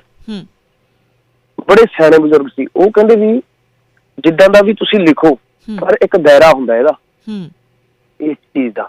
ਬਿਲਕੁਲ ਜੀ, ਸਾਹਿਤ ਨਾਲ ਜੁੜੇ ਹੋਏ ਬੰਦੇ ਸੀ, ਇੱਕ ਦਾਇਰਾ ਹੁੰਦਾ, ਉਹਦੇ ਚ ਰਹਿ ਕੇ ਲਿਖੋ, ਜਿੱਦਾਂ ਦਾ ਵੀ ਲਿਖੋ। ਸਾਡੇ ਹਰ ਰੰਗ ਦੇ ਵਿੱਚ ਕੁਛ ਨਾ ਕੁਛ ਹੋਣਾ ਚਾਹੀਦਾ, ਮੈਸੇਜ ਹੋਣਾ ਚਾਹੀਦਾ। ਬਿਲਕੁਲ ਜੀ, ਤਾਂ ਕਿ ਕੁਛ ਵੀ ਕੋਸ਼ਿਸ਼ ਕਰਿਆ ਕਰੋ ਸਿੱਖਣ ਨੂੰ ਮਿਲ ਸਕੇ। ਕੁਛ ਜਿੰਨੇ ਵੀ ਸ਼ਾਇਰ ਹੋਏ ਨੇ, ਆਪਾਂ ਨੂੰ ਕੁਛ ਨਾ ਕੁਛ, ਕਿਸੇ ਨਾ ਕਿਸੇ ਬੰਦੇ ਦੀ ਕੋਈ ਨਾ ਕੋਈ ਲਾਈਨ ਕਿਤੇ ਨਾ ਕਿਤੇ ਲਿਖੀ ਹੋਈ ਜ਼ਰੂਰ ਕੁਛ ਨਾ ਕੁਛ ਸਿਖਾ ਕੇ ਜਾਂਦੀ ਹੈ ਜੀ। ਫਤਿਹ, ਹੁਣ ਜੇ ਪੰਜਾਬ ਦੀ ਗੱਲ ਹੋਈ ਆ, ਮੇਰਾ ਦੇਸ਼ ਹੋਵੇ ਪੰਜਾਬ, ਤੇ ਫਿਰ 2 ਕੁ ਲਾਈਨਾਂ ਹੋ ਜਾਣ ਤੁਹਾਡੀ ਆਵਾਜ਼ ਦੇ ਵਿੱਚ। ਹਾਂਜੀ ਬਿਲਕੁਲ ਜੀ। ਮੈਂ ਜਦ ਦੁਨੀਆ ਤੋਂ ਜਾਵਾਂ, ਮੁੜ ਫੇਰ ਦੁਬਾਰਾ ਆਵਾਂ, ਮੈਂ ਜੋ ਵੀ ਜੂਨ ਹੁੰਡਾਵਾਂ, ਮੇਰਾ ਦੇਸ਼ ਹੋਵੇ ਪੰਜਾਬ, ਮੇਰਾ ਦੇਸ਼ ਹੋਵੇ ਪੰਜਾਬ। ਕਈ ਸੂਰਮਿਆਂ ਸਰਦਾਰਾਂ ਦੀ, ਕਈ ਸੂਫੀ ਸੰਤ ਫਕੀਰਾਂ ਦੀ, ਇਹ ਧਰਤੀ ਆਸ਼ਿਕ ਲੋਕਾਂ ਦੀ, ਕਈ ਰਾਂਝੇ ਤੇ ਕਈ ਹੀਰਾਂ ਦੀ। ਮੈਂ ਜਦ ਦੁਨੀਆ ਤੋਂ ਜਾਵਾਂ, ਮੁੜ ਫੇਰ ਦੁਬਾਰਾ ਆਵਾਂ, ਮੈਂ ਜੋ ਵੀ ਜੂਨ ਹੁੰਡਾਵਾਂ, ਮੇਰਾ ਦੇਸ਼ ਹੋਵੇ ਪੰਜਾਬ, ਮੇਰਾ ਦੇਸ਼ ਹੋਵੇ ਪੰਜਾਬ। ਸਹੀ ਹੈ ਜੀ। ਵਾਹ ਜੀ ਵਾਹ ਫਤਿਹ, ਤੁਹਾਡੀਆਂ ਕੰਪੋਜੀਸ਼ਨਸ, ਤੁਹਾਡੀਆਂ ਧੁਨਾਂ ਦੀ ਵੈਸੇ ਪਰਸਨਲੀ ਮੈਂ ਬਹੁਤ ਵੱਡੀ ਫੈਨ ਹਾਂ, ਪ੍ਰਸ਼ੰਸਕ ਬਹੁਤ ਤਕੜੀ ਹਾਂ, ਕਿਉਂਕਿ ਧੁਨਾਂ ਫਤਿਹ ਬਹੁਤ ਅਲੱਗ ਕਰਦੀਆਂ ਤੁਹਾਨੂੰ। ਧੁਨ ਹਰ ਇੱਕ ਦੇ ਵੱਸ ਦੀ ਗੱਲ ਨਹੀਂ ਹੁੰਦੀ ਗੀ। ਸੋ ਫਤਿਹ, ਤੁਹਾਡਾ ਗੀਤ ਮੇਰੀਏ ਸਰਦਾਰਨੀ ਰਣਜੀਤ ਬਾਵਾ ਦੀ ਆਵਾਜ਼ ਦੇ ਵਿੱਚ, ਮੈਨੂੰ ਲੱਗਦਾ ਨਹੀਂ ਕਿ ਕੋਈ ਪਰਿਵਾਰ ਇਹੋ ਜਿਹਾ ਹੋਊਗਾ, ਉਹ ਗੀਤ ਤੋਂ ਬਾਅਦ ਉਹਨਾਂ ਘਰੇ ਜਦੋਂ ਕੋਈ ਫੰਕਸ਼ਨ, ਕੋਈ ਵਿਆਹ ਸ਼ਾਦੀ ਹੁੰਦੀ ਆ, ਇਹ ਗੀਤ ਪਲੇ ਨਾ ਹੋਇਆ ਹੋਵੇ। ਬਿਲਕੁਲ ਸਹੀ ਕਿਹਾ ਜੀ। ਅਸੀਂ ਖੁਦ, ਮੈਂ ਜਦੋਂ ਮੇਰੀ ਸਟੇਜ ਹੁੰਦੀ ਹੈ ਕੋਈ, ਮੈਂ ਖੁਦ ਲਾਉਣਾ, ਲਾਸਟ ਮੈਂ 3-4 ਵਾਰ ਲੱਗਦਾ ਗਾਣਾ ਹੈ ਜੀ। ਬਿਲਕੁਲ ਜੀ, ਜਦੋਂ ਵੀ ਕੋਈ ਪ੍ਰੋਗਰਾਮ। ਕਿਵੇਂ ਥਾਟ ਆਇਆ ਫਤਿਹ, ਇਸ ਗੀਤ ਦਾ ਥਾਟ ਕਿਵੇਂ ਆਇਆ? ਬੜਾ ਵੱਖਰਾ ਜਿਹਾ ਥਾਟ ਆ, ਤੇ ਇਹਦੀ ਜਿਹੜੀ ਤੁਹਾਡੀ ਪੇਸ਼ਕਾਰੀ ਹੈ ਸ਼ਬਦਾਂ ਦੀ, ਕਿਉਂਕਿ ਸਿਫਤ ਵਿੱਚ ਬੜੇ ਗੀਤ ਬਣੇ ਆ ਔਰਤ ਦੀ ਜਾਂ ਘਰ ਵਾਲੀ ਦੀ, ਪਰ ਇਹ ਗੀਤ ਥੋੜਾ ਜਿਹਾ ਵਿਲੱਖਣ ਆ, ਉਹਦਾ ਕਾਰਨ ਕੀ ਆ? ਕਿਵੇਂ ਦਿਮਾਗ 'ਚ ਆਇਆ? ਕਾਰਨ ਦਿਮਾਗ 'ਚ ਆਉਣ ਵਾਲੀ ਗੱਲ, ਇਹ ਯਾਦ ਰੱਖਣ ਵਾਲੀਆਂ ਚੀਜ਼ਾਂ ਮੇਰੇ ਖਿਆਲ ਨਾਲ ਫਿਰ ਆਪਾਂ ਉਹ ਕਿਤੇ ਹੋਰ ਹੀ ਪਹੁੰਚ ਜਾਂਦੇ ਹਾਂ ਜਦੋਂ ਆਪਾਂ ਸੋਚਦੇ ਆ ਵੀ ਯਾਰ ਇਹ ਕਿਵੇਂ ਥਾਟ ਆਇਆ। ਫਿਰ ਤੁਹਾਡੇ ਜਿਹੜੇ ਦੂਸਰੇ ਸਵਾਲ ਆ, ਜਾਂ ਮੈਂ ਤੁਹਾਡੀ ਮੇਨ ਪੁਆਇੰਟ ਆ, ਜਿਹੜਾ ਤੁਹਾਡੀ ਮੇਨ ਗੱਲ ਆ, ਫਿਰ ਸ਼ਾਇਦ ਇੱਥੇ ਨਹੀਂ ਮੈਂ ਉਹ ਨਾ ਭੁੱਲ ਜਾ। ਮੈਂ ਭੁੱਲਦਾ ਬਹੁਤ ਆ ਇੰਟਰਵਿਊ 'ਚ, ਫਿਰ ਵਾਰ-ਵਾਰ ਕਰਦਾ ਦੇਖਣਾ। ਕੋਈ ਗੱਲ ਨਹੀਂ, ਤੁਸੀਂ ਭੁੱਲ ਜਾਓ ਸਾਰਾ ਕੁਛ, ਪਰ ਇਹ ਦੱਸੋ ਥਾਟ ਕਿਵੇਂ ਆਇਆ ਸੀ? ਥਾਟ, ਹਾਂ, ਇਸ ਥਾਟ ਦਾ ਮੈਨੂੰ ਪਤਾ ਨਹੀਂ ਮੈਂ ਕਿਵੇਂ ਆਇਆ ਸੀ। ਮੇਰੇ ਖਿਆਲ ਨਾਲ ਸੁਬਾਹ ਦਾ ਟਾਈਮ ਸੀ। ਅੱਛਾ। ਤੇ ਮੈਂ ਅਕਸਰ ਵਾਕ ਤੇ ਜਾਣਾ, ਮੈਂ ਪਿੰਡ ਆਇਆ ਹੋਇਆ ਸੀ। ਅੱਛਾ। ਔਰ ਮੈਂ ਜਾ ਰਿਹਾ ਸੀ, ਇੱਕ ਸਾਡੇ ਪਿੰਡ ਤੋਂ ਨਾ ਨਾਲ ਦੇ ਪਿੰਡ ਤੱਕ ਇੱਕ ਕੱਚਾ ਰਸਤਾ ਜਾਂਦਾ ਹੈ, ਉਸ ਰਸਤੇ ਤੇ ਮੈਂ ਜਾਂਦਾ ਸੀ ਤੁਰਿਆ, ਕਿਉਂਕਿ ਸੁਬਾਹ ਦਾ ਟਾਈਮ ਬਹੁਤ ਵਧੀਆ ਹੁੰਦਾ। ਬਿਲਕੁਲ ਜੀ, ਬਿਲਕੁਲ।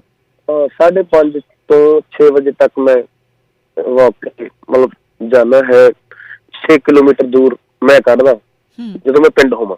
ਅੱਛਾ ਜੀ। ਇੱਥੇ ਤੱਕ ਚੰਡੀਗੜ੍ਹ ਤਾਂ ਜਿੰਮ ਹੈਗੀ ਹੈ, ਜਿੰਮ ਜੁਮ ਜਾਈਦਾ, ਇੰਨਾ ਹੈ ਨੀ ਮਾਹੌਲ ਜਿਹੜਾ ਇੱਥੇ ਪਿੰਡਾਂ ਦਾ, ਉਹ ਬੜਾ ਵਧੀਆ ਹੁੰਦਾ ਨਾ। ਬਿਲਕੁਲ। ਉਦੋਂ ਅਕਸਰ ਜਦੋਂ ਮੈਂ ਸੁਬਾਹ ਬਾਹਰ ਜਾਣਾ, ਉਦੋਂ ਜਿਹੜੇ ਥਾਟ ਹੈ, ਉਦੋਂ ਜਿਹੜੇ ਖਿਆਲ ਤੁਹਾਨੂੰ ਆਉਂਦੇ ਆ, ਉਹਨਾਂ ਵਰਗੀ ਰੀਸ ਨਹੀਂ ਹੈ। ਮੈਂ ਕੋਸ਼ਿਸ਼ ਕਰਦਾ ਹੁੰਦਾ ਕੋਈ ਏਦਾਂ ਦਾ ਗਾਣਾ ਲਿਖੀਏ ਯਾਰ, ਕੋਈ ਅੱਜ ਕੀ ਕੰਸੈਪਟ ਕੀ ਹੋਣਾ ਚਾਹੀਦਾ, ਅੱਜ ਕੀ ਲਿਖੀਏ। ਉਦੋਂ ਹੀ ਕੁਛ ਲਾਈਨਾਂ ਆਈਆਂ, ਮੈਨੂੰ ਨੀ ਪਤਾ ਵੀ ਉਹ ਕਿਵੇਂ ਮੇਰੇ ਮਾਇੰਡ 'ਚ ਆਈਆਂ, ਪਰ ਮੈਨੂੰ ਇੰਨਾ ਯਾਦ ਆ ਕਿ ਉਹ ਕੱਚਾ ਰਾਹ ਸੀ, ਉੱਥੇ ਉਹ ਬੋਲ ਆਏ ਸੀ, ਉਹ ਮਨ ਜਾਣਾ ਮਨ ਤੇਰੀ ਮਿਹਰਬਾਨੀ, ਮੇਰੇ ਜਹੇ ਨਾਲ ਜੋ ਨਿਭਾਈ ਜਾਨੀ, ਮੈਂ ਜਿੰਨਾ ਖੁਸ਼ ਹੋਵਾਂ ਹਾਨੀ ਤੂੰ ਨਹੀਂ ਪਿਆਰ ਜਤਾਵੇ। ਔਰ ਤੁਸੀਂ ਸੱਚ ਮੰਨਿਓ, ਆ ਕੇ ਸਥਾਈ ਕਰਕੇ ਮੈਂ ਘਰ ਆਇਆ। ਮੈਂ ਅਕਸਰ ਜਦੋਂ ਕੋਈ ਏਦਾਂ ਦਾ ਪਰਿਵਾਰਕ ਗਾਣਾ ਲਿਖਦਾ, ਮੈਂ ਨਾ ਮੇਰੇ ਬਾਪੂ ਜੀ ਨਾਲ ਮੈਂ ਸ਼ੇਅਰ ਕਰਦਾ ਗਾਣਾ। ਫੌਜੀ ਸਾਹਿਬ ਨੇ, ਉਹ ਫੌਜ ਚੋਂ ਆਏ ਨੇ, ਤੇ ਮਤਲਬ ਉਹ ਬੜੇ ਖੁਸ਼ ਹੋਏ। ਮੈਂ ਕਿਹਾ ਯਾਰ ਇਹ ਗਾਣਾ ਸੀਮਿਤ ਨਹੀਂ ਹੈਗਾ, ਇਹਦੀ ਕੋਈ ਸੀਮਾ ਨਹੀਂ ਹੈ ਗਾਣੇ ਦੀ, ਵੀ ਯਾਰ ਕੋਈ ਇੱਕ ਵਰਗ ਦਾ ਬੰਦਾ ਕਿਸੇ ਵੀ ਉਹਨੂੰ ਸੁਣ ਸਕਦੇ ਆ, ਕਿਸੇ ਇੱਕ ਉਮਰ ਦੇ ਲੋਕ ਉਹਨੂੰ ਸੁਣ ਸਕਦੇ ਆ, ਵੀ ਜਾਂ 18 ਤੋਂ 21 ਤੱਕ ਦੇ ਸੁਣ ਸਕਦੇ ਆ, ਹਨਾ। ਵੀ ਇਹ ਤਾਂ ਜਿੰਨਾ ਟਾਈਮ ਜੋੜੀ ਜਿਉਂਦੀ ਰਹੂ, ਉਹਨਾਂ ਟਾਈਮ ਹੀ ਇਸ ਗਾਣੇ ਦੀ ਉਮਰ ਹੈ। ਜੇ ਸਾਡੀ ਬੇਬੇ ਬਾਪੂ 80 ਸਾਲ ਦੇ ਹੋ ਗਏ, ਉਹ ਵੀ ਇਸ ਗਾਣੇ ਨੂੰ ਹੰਢਾ ਸਕਦੇ ਆ। ਬਾਪੂ ਕਹਿ ਰਿਹਾ ਬੇਬੇ ਨੂੰ, ਮੇਰੀ ਇਹ ਸਰਦਾਰਨੀ ਹੈ, ਤੈਨੂੰ ਉਮਰ ਮੇਰੀ ਲੱਗ ਜਾਏ। ਬੜਾ ਖੁਸ਼ ਹੋਇਆ ਮੈਂ ਸੋਚ ਕੇ, ਮੈਂ ਕਿਹਾ ਯਾਰ ਬੜੀ ਵਧੀਆ ਗੱਲ ਬਣ ਗਈ। ਸੋ ਮੈਂ ਉਸ ਤੋਂ 4-5 ਦਿਨ ਬਾਅਦ ਮੈਂ ਚੰਡੀਗੜ੍ਹ ਆਉਣਾ ਸੀ, ਉੱਥੇ ਬਾਈ ਬਾਵਾ ਮਿਲਿਆ, ਉਹਨੂੰ ਬੜਾ ਵਧੀਆ ਲੱਗਿਆ ਗਾਣਾ, ਨਾਲ ਦੀ ਨਾਲ ਗਾਣਾ ਬਸ ਉਹਦਾ ਮਿਊਜ਼ਿਕ ਹੋਇਆ ਤੇ ਗਾਣਾ ਬਣ ਗਿਆ। ਬੜੇ ਖੂਬਸੂਰਤ ਗੀਤਾਂ ਦੇ ਰਚੇਤਾ ਫਤਿਹ ਸ਼ੇਰਗਿੱਲ ਜੀ ਜੁੜੇ ਹੋਏ ਨੇ ਪੰਜਾਬੀ ਰੇਡੀਓ USA ਦੇ ਨਾਲ, ਤੇ ਬਿਹਤਰੀਨ ਗੀਤ ਸਾਨੂੰ ਇਹਨਾਂ ਨੇ ਦਿੱਤੇ ਆ, ਤੇ ਉਹਨਾਂ ਗੀਤਾਂ ਦੇ ਵਿੱਚ ਖੂਬਸੂਰਤ ਗੀਤ ਰਣਜੀਤ ਬਾਵਾ ਦੀ ਆਵਾਜ਼ ਦੇ ਵਿੱਚ ਸੁਣਦੇ ਆ, ਜੋ ਕਿ ਤੁਹਾਨੂੰ ਵੀ ਬੜਾ ਪਸੰਦ ਆ, ਮੇਰੀ ਇਹ ਸਰਦਾਰਨੀ ਹੈ, ਕੁਝ ਇਸ ਤਰ੍ਹਾਂ। ਫਤਿਹ, ਕਦੇ ਇੱਦਾਂ ਹੋਇਆ ਕਿ ਜੋ ਲਿਖਿਆ ਗਿਆ ਹੋਵੇ, ਕਈ ਵਾਰੀ ਹੁਣ ਥੋੜਾ ਜਿਹਾ ਕੰਟਰੋਵਰਸੀ ਵਾਲਾ ਸਵਾਲ ਆ ਵੈਸੇ, ਪਰ ਨਹੀਂ ਆਪਾਂ ਕੰਟਰੋਵਰਸੀ 'ਚ ਪੈਣਾ ਨਹੀਂ, ਮੈਂ ਵੈਸੇ ਤੁਹਾਨੂੰ ਵੈਸੇ ਪੁੱਛ ਰਹੀ ਹਾਂ ਕਿ ਕਈ ਵਾਰੀ ਇੱਦਾਂ ਹੁੰਦਾ ਕਿ ਜੋ ਤੁਸੀਂ ਲਿਖਿਆ ਤੇ ਤੁਹਾਨੂੰ ਇੱਕ ਅੰਦਰੋਂ ਉਮੀਦ ਜਾਂ ਆਸ ਹੁੰਦੀ ਆ ਕਿ ਇਹਨੂੰ ਆਵਾਜ਼ ਵੀ ਉਵੇਂ ਦੀ ਮਿਲੇ, ਜਿਵੇਂ ਤੁਹਾਡਾ ਗੀਤ ਆ ਤੇਰੇ ਨਾਲ ਚੱਲਦੇ ਨੇ ਸਾਹ, ਕਮਲ ਖਾਨ ਦੀ ਆਵਾਜ਼ ਦੇ ਵਿੱਚ ਬਿਹਤਰੀਨ ਗੀਤ ਆ, ਮੈਨੂੰ ਨਹੀਂ ਲੱਗਦਾ ਕੋਈ ਹੋਰ ਇੰਨਾ ਗਾ ਸਕਦਾ ਸੀ। ਮੈਂ ਸਭ ਤੋਂ ਪਹਿਲਾਂ ਤੁਹਾਨੂੰ ਇੱਕ ਗੱਲ ਦੱਸਣਾ, ਜਦੋਂ ਮੈਂ ਕੋਈ ਵੀ ਗਾਣਾ ਲਿਖਦਾ ਜੀ, ਉਹ ਮੈਂ ਆਪਣੇ ਲਈ ਹੀ ਲਿਖਦਾ। ਮੈਨੂੰ ਲੱਗਦਾ ਵੀ ਮੇਰੇ ਤੋਂ ਵਧੀਆ ਇਹਨੂੰ ਕੋਈ ਨਹੀਂ ਗਾ ਸਕਦਾ। ਤੁਹਾਡੇ ਫੀਲ ਹੁੰਦੇ ਉਹਦੇ 'ਚ, ਨਾ ਅਹਿਸਾਸ ਹੁੰਦੇ। ਇਹਨੂੰ ਤੁਸੀਂ ਈਗੋ ਸਮਝ ਲਓ, ਇਹਨੂੰ ਈਗੋ ਸਮਝ ਲਓ, ਭਾਵੇਂ ਕੌਨਫੀਡੈਂਸ ਮੇਰਾ ਬੋਲਦਾ ਹਨਾ ਜੀ, ਬਟ ਮੈਨੂੰ ਇਹ ਲੱਗਦਾ ਹੁੰਦਾ ਵੀ ਯਾਰ ਆਹ ਗਾਣਾ ਬਣ ਗਿਆ, ਇਹਨੂੰ ਮੇਰੇ ਤੋਂ ਬਿਨਾਂ ਕੋਈ ਨਹੀਂ ਗਾ ਸਕਦਾ। ਜਿਵੇਂ ਉਹਨੂੰ ਨਹੀਂ ਦਿਸੇ, ਵਾਹ ਜੀ ਵਾਹ, ਉਹਨੂੰ ਨਹੀਂ ਦਿਸੇ ਮੈਂ ਗਾਇਆ ਗਾਣਾ, ਤੁਸੀਂ ਉਹਨੂੰ ਨਹੀਂ ਦਿਸੇ ਓਰੀਜਨਲ ਟਰੈਕ ਸੁਣੋਗੇ ਹਨਾ। ਔਰ ਜੀ ਖਾਨਾ ਮੁੰਡਾ ਉਹਨੇ ਵੀ ਗਾਇਆ, ਬਿਲਕੁਲ। ਪਹਿਲੀ ਗੱਲ ਤਾਂ ਲੋੜ ਨਹੀਂ ਸੀ ਉਹਨਾਂ ਨੂੰ ਗਾਉਣ ਦੀ ਉਹ ਗਾਣਾ, ਜੇ ਗਾਇਆ ਤੇ ਉਹਨਾਂ ਦੋਨਾਂ ਗਾਣਿਆਂ ਨੂੰ ਤੁਸੀਂ ਸੁਣ ਕੇ ਦੇਖੋ ਵੀ ਕਿਹੜੇ ਨੇ। ਫਤਿਹ, ਜਿਹੜੀ ਸੰਗਤ ਆ ਨਾ, ਸੰਗਤ 21ਵੀਂ ਆ, ਤੇ ਉਹਨਾਂ ਨਾਲੋਂ ਵਧੀਆ ਫਰਕ ਹੋਰ ਨਹੀਂ ਕੋਈ ਦੱਸ ਸਕਦਾ। ਬਿਲਕੁਲ। ਔਰ ਗੀਤਕਾਰ ਜਿਹੜਾ ਹੁੰਦਾ, ਉਹ ਤੋਂ ਵਧੀਆ ਨਹੀਂ ਕੋਈ ਦੱਸ ਸਕਦਾ ਵੀ ਯਾਰ ਮੇਰੇ ਗਾਣੇ ਨੂੰ ਫੀਲ ਮਿਲਿਆ ਕਿ ਨਹੀਂ ਮਿਲਿਆ। ਵਾਹ ਜੀ, ਉਹ ਗਾਣਾ ਗਾਉਣ ਤੋਂ ਬਾਅਦ, ਸੁਣਨ ਤੋਂ ਬਾਅਦ ਪਤਾ, ਆਮ ਸਰੋਤੇ ਨੂੰ ਨਹੀਂ ਪਤਾ ਲੱਗਦਾ ਉਸ ਚੀਜ਼ ਦਾ, ਪਰ ਗੀਤਕਾਰ ਜਦੋਂ ਗਾਣਾ ਸੁਣਦਾ ਉਹ ਕਿਤੇ ਨਾ ਕਿਤੇ ਸੋਚਦਾ ਵੀ ਯਾਰ ਹੁਣ ਕਮਲ ਖਾਨ ਨੇ ਗਾਣਾ ਗਾਇਆ ਸੀ ਤੇਰੇ ਨਾਲ ਚੱਲਦੇ ਨੇ ਸਾਹ, ਉਹ ਮੈਂ ਆਪਣੇ ਲਈ ਲਿਖਿਆ ਸੀ। ਪਾਕਿਸਤਾਨੀ ਇੱਕ ਕਬਾਲੀ ਆ, ਸ਼ੇਰ ਅਲੀ ਮੇਰ ਅਲੀ ਖਾਨ ਸਾਹਿਬ, ਪਾਕਿਸਤਾਨੀ ਕਬਾਲ ਨੇ, ਸਾਡੇ ਭਦੌੜ ਦੇ ਨੇ। ਹਾਂਜੀ, ਬਹੁਤ ਅੱਛਾ ਗਾਉਂਦੇ ਜੀ, ਬਹੁਤ ਵਧੀਆ। ਹਾਂਜੀ।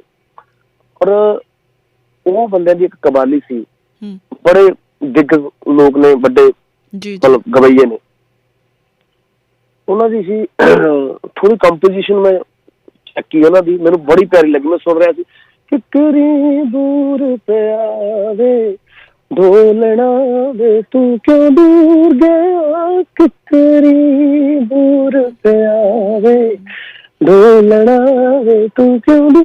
ਆਹ ਚੀਜ਼ ਮੈਨੂੰ ਬੜੀ ਵਧੀਆ ਲੱਗੀ। ਮੈਂ ਕਿਹਾ ਯਾਰ ਇਹਦੇ ਚ ਗਾਣਾ ਬਣਾਈਏ ਕੋਈ। ਤੋ ਸਾਰਾ ਚੇਂਜ ਹੋ ਗਿਆ, ਅੰਤਰੇ ਉਂਤਰੇ ਸਾਰੇ ਚੇਂਜ ਕਰਤੇ, ਬਟ ਇਹ ਪੰਚ ਸੀ ਜਿਹੜਾ, ਵਾਹ ਜੀ ਪੰਚ ਮੈਂ ਉਹੀ ਰੱਖ ਲਿਆ। ਤੇਰੇ ਨਾਲ ਚੱਲਦੇ ਨੇ ਸਾਰੇ, ਕੀ ਬਾਤ ਹੈ। ਢੋਲਣਾ ਹਾੜਾ ਨਾ ਦੂਰ ਕਰੀ। ਉਹ ਜਿਹੜਾ ਸੁਰ ਲੱਗਦਾ, ਉਹ ਜਿਹੜਾ ਅੰਗ ਲੱਗਦਾ, ਉਹ ਦਰਸਾਉਂਦਾ ਉਸ ਚੀਜ਼ ਨੂੰ ਕਿ ਹਾੜਾ ਨਾ ਦੂਰ, ਮਤਲਬ ਹਾੜਾ ਨਾ ਦੂਰ ਕਰੀ। ਬੜਾ ਫਿੱਟ ਬੈਠੀ ਕੰਪੋਜੀਸ਼ਨ ਹੈ ਇਹ, ਔਰ ਗਾਇਆ ਵੀ ਕਮਲ ਨੇ ਬਹੁਤ ਅੱਛਾ, ਬਹੁਤ ਬਹੁਤ ਖੂਬ ਗਾਇਆ ਉਹਨਾਂ ਨੇ। ਤੇ ਫਤਿਹ ਜੀ, ਜਾਂਦੇ ਜਾਂਦੇ ਇੱਕ ਮੈਸੇਜ, ਮੈਂ ਤੁਹਾਡਾ ਇੰਨਾ ਕੁ ਕੱਦ ਹੈਗਾ ਹੈ ਕਿ ਮੈਂ ਤੁਹਾਨੂੰ ਇਹ ਕਹਿ ਸਕਾਂ ਕਿ ਤੁਸੀਂ ਲਿਖਣ ਵਾਲਿਆਂ ਨੂੰ, ਗਾਉਣ ਵਾਲਿਆਂ ਨੂੰ ਅਤੇ ਸੁਣਨ ਵਾਲਿਆਂ ਨੂੰ ਕੋਈ ਮੈਸੇਜ ਦੇ ਸਕੋ, ਅਤੇ ਜ਼ਰੂਰ ਦੱਸੋ, ਕਿਉਂਕਿ ਤੁਹਾਡਾ ਹੱਕ ਬਣਦਾ ਕਿ ਤੁਸੀਂ ਜ਼ਰੂਰ ਕਹੋ ਕਿ ਕਿਵੇਂ ਦਾ ਸੁਣਿਆ ਜਾਣਾ ਚਾਹੀਦਾ ਅਤੇ ਕਿਵੇਂ ਦਾ ਲਿਖਿਆ ਜਾਣਾ ਚਾਹੀਦਾ। ਬਿਲਕੁਲ ਜੀ, ਲਿਖਿਆ ਤਾਂ ਦੇਖੋ, ਜਿਹੜਾ ਮੈਂ ਨਹੀਂ ਆਪਣੇ ਆਪ ਨੂੰ ਸਮਝਦਾ ਕਿ ਮੈਸੇਜ ਮੈਂ ਕੋਈ ਹੈਗਾ ਯੋਗ ਆ ਮੈਸੇਜ ਦੇਣ ਦੇ, ਕਿਉਂਕਿ ਬੜੇ ਵੱਡੇ ਇੱਥੇ ਦਿੱਗਜ ਲੋਕ ਬੈਠੇ ਨੇ, ਲਿਖਣ ਵਾਲੇ ਵੀ, ਔਰ ਜੇ ਏਦਾਂ ਦੇ ਕੁਛ ਕਈ ਵਾਰ ਬੋਲਣਾ ਵੀ ਚਾਹਿਆ ਕਿ ਯਾਰ ਬੋਲੀਏ, ਔਰ ਉਸ ਤੋਂ ਇਲਾਵਾ ਉਹਨਾਂ ਤੋਂ ਵੀ ਵੱਡੇ ਦਿੱਗਜ ਬੈਠੇ ਨੇ, ਬੜੇ ਚਾਣਕਿਆ ਬਣੇ ਬੈਠੇ ਨੇ, ਇਹਨਾਂ ਤੇ ਕਮੈਂਟ ਜਿਹੜੇ ਕਰਦੇ ਨੇ ਫੇਸਬੁੱਕਾਂ ਤੇ, ਨੈਟ ਤੇ ਬੈਠੇ ਨੇ, ਹਨ ਬਿਲਕੁਲ, ਉਹ ਜ਼ਿਆਦਾ ਵੱਡੇ ਦਿੱਗਜ ਉਹਨਾਂ ਤੋਂ ਵੀ, ਹਾਂ ਉਹਨਾਂ ਦਿੱਗਜ ਦੇ ਵੀ ਮਹਾ ਦਿੱਗਜ ਨੇ, ਪਿਓ ਨੇ ਦਿੱਗਜਾਂ ਦੇ, ਉਦੋਂ ਫਿਰ ਡਰ ਲੱਗਦਾ ਹਨਾ। ਬਿਲਕੁਲ ਬਿਲਕੁਲ, ਵੀ ਯਾਰ ਕੋਈ ਚਾਣਕਿਆ ਜਾਂ ਕੋਈ ਵਿਦਵਾਨ ਕਿਤੇ ਟੋਕ ਨਾ ਦੇਵੇ ਸਾਨੂੰ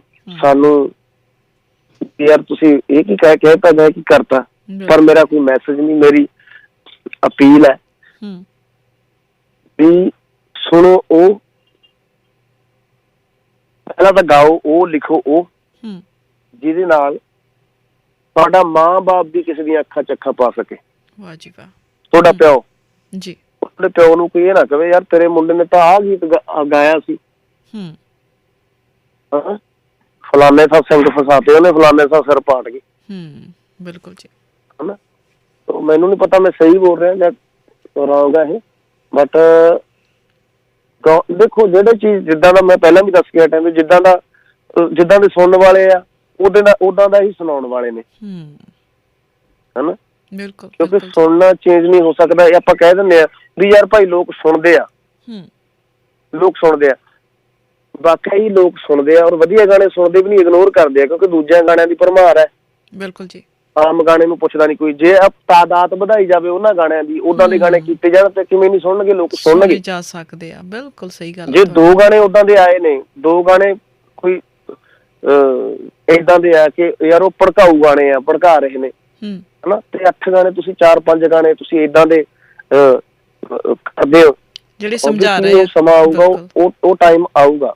ਨਹੀਂ ਮੈਂ ਮਾੜਾ, ਦੇਖੋ ਮੈਂ ਮਾੜਾ ਨਹੀਂ ਕਿਸੇ ਨੂੰ ਕਹਿੰਦਾ, ਸਾਰੇ ਆਪਣਾ ਆਪਣਾ ਚੰਗਾ ਕਰ ਰਹੇ ਨੇ, ਪਰ ਇੱਕ ਬੇਨਤੀ ਹੈ ਵੀ ਕਿਸੇ ਨੂੰ ਸਟੇਜ ਤੇ ਖੜ ਕੇ ਜਦੋਂ ਕੋਈ ਵੀ ਬੰਦਾ ਪਰਫਾਰਮ ਕਰ ਰਿਹਾ ਹੁੰਦਾ ਨਾ, ਜਿਹੜੀ ਮੈਨੂੰ ਗਲਤ ਗੱਲ ਲੱਗਦੀ ਹੈ ਜੀ, ਸਰੋਤਿਆਂ ਦੀ ਵੀ ਮੇਰਾ ਇਹ ਵੀ ਮੈਸੇਜ ਹੀ ਹੈ ਵੀ ਕੋਈ ਵੀ ਬੰਦਾ ਪਰਫਾਰਮ ਕਰਦਾ, ਅਗਲੇ ਨੇ ਪਹਿਲੀ ਗੱਲ ਤਾਂ ਪੈਸੇ ਦੇ ਕੇ ਉਹਨੂੰ ਵਿਚਾਰੇ ਨੂੰ ਬੁਲਾਇਆ ਜੀ, ਠੀਕ ਹੈ ਨਾ। ਕਿਸੇ ਵੀ ਸਿੰਗਰ ਦੇ ਸਟੇਜ ਤੇ ਕਦੇ ਵੀ ਮੈਂ ਸਰੋਤਿਆਂ ਨੂੰ ਬੇਨਤੀ ਕਰਦਾ ਕਿਸੇ ਹੋਰ ਅਦਰ ਸਿੰਗਰ ਦਾ ਨਾਮ ਨਾ ਲਿਆ ਕਰੋ। ਮੇਰੇ ਨਾਲ ਤਾਂ ਖੈਰ ਹਾਲੇ ਹੋਈ ਨਹੀਂ ਇਹ ਗੱਲ, ਜਦੋਂ ਹੋਈ ਤਾਂ ਵੀ ਕੋਈ ਚੱਕਰ ਨਹੀਂ, ਆਪਾਂ ਕਬੂਲ ਲਾਂਗੇ, ਜਿਹਨੇ ਮੈਨੂੰ ਸੁਣਨਾ ਉਹਨੇ ਮੈਨੂੰ ਹੀ ਸੁਣਨਾ, ਹੈ ਨਾ। ਵਾਹ ਜੀ ਵਾਹ, ਬਿਲਕੁਲ ਜੀ। ਥੋੜਾ ਬਹੁਤ ਜੋ ਮੈਨੂੰ, ਪਰ ਉਹ ਕਿਤੇ ਨਾ ਕਿਤੇ ਜਾ ਕੇ ਉਹਦੇ ਕੈਰੀਅਰ ਤੇ ਅਸਰ ਪੈਂਦਾ ਜ਼ਰੂਰ ਵੀ ਯਾਰ ਇਹ ਕੀ ਹੋਈ ਜਾਂਦਾ। ਹੁਣ ਇੱਕ ਸਟੇਜ ਲੱਗਿਆ ਕਿਸੇ ਹੋਰ ਦਾ, ਉਹਨੂੰ ਕਹਿ ਰਿਹਾ ਨਹੀਂ ਉਹ ਫਲਾਨੇ ਨੂੰ ਭੇਜੋ, ਫਲਾਨੇ ਨੂੰ ਭੇਜੋ, ਫਲਾਨੇ ਨੂੰ ਭੇਜ, ਵੀ ਦੱਸ ਤੂੰ ਪੈਸੇ ਦਿੱਤੇ, ਜਿਹਨੇ ਪੈਸੇ ਦੇ ਕੇ ਬੁਲਾਇਆ ਤੇ ਉਹਨਾਂ ਨੇ ਲਵਾਇਆ ਉਹਨੂੰ।